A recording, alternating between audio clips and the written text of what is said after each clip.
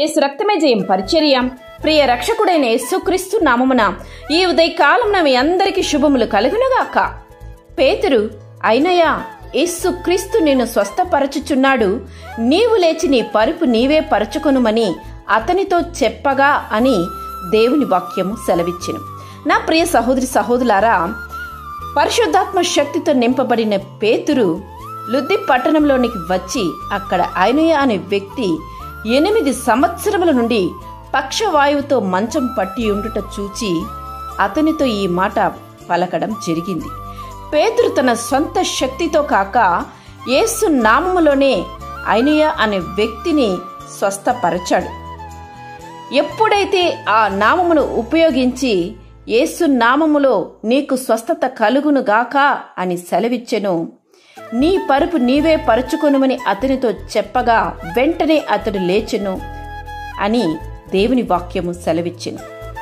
నీవు కూడా ఆ నామములోని శక్తిని ముందు గ్రహించు. నిజమే, యేసు నామంలో స్వస్థత ఉంది, విడుదల ఉంది, ఆ నామములోనే రక్షణ ఉంది.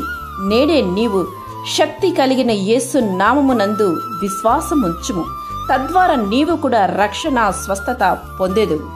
ఇంతవరకు నీలో ఉంటున్న బలహీనత నిన్ను విడిచిపోనీయక వేదన పరుస్తున్నదా? అయితే యేసు నామమును ఉపయోగించు. పరిపూర్ణమైన నమ్మకముతో, ఆయనపై కలిగిన విశ్వాసముతో యేసు నామములో నీలో నుంచి బలహీనత విడిచిపోవాలని నీవు ఆజ్ఞాపించినట్లయితే ఆ బలహీనత ఆత్మ నీ నుంచి తొలగింపబడును. ఇంతవరకు ఎన్ని మందులు వాడినా, ఎన్ని డాక్టర్లను చూచినా ప్రయోజనం లేక ఆ బలహీనత నిన్ను పట్టి పీడిస్తున్నదా? భయపడకు. నీ కొరకు కల్వరిలో రక్తం చిందిన ఆ యేసు క్రీస్తు నీ కొరకు వేచి ఉన్నాడు. ఆయన నామమును ఉపయోగించు.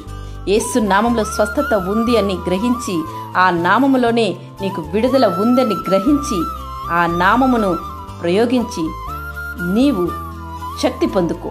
దేవుడు నీకు విడుదల ఇవ్వడానికి ఆయన సిద్ధముగా ఉన్నాడు. యేసు నామములో నీలో ఉంటున్న బలహీన ఆత్మ తొలగింపబడునుగాక. ఆమేన్. యేసు రక్తమే జయం పరిచర్యలో మీ సహోదరి. God bless you.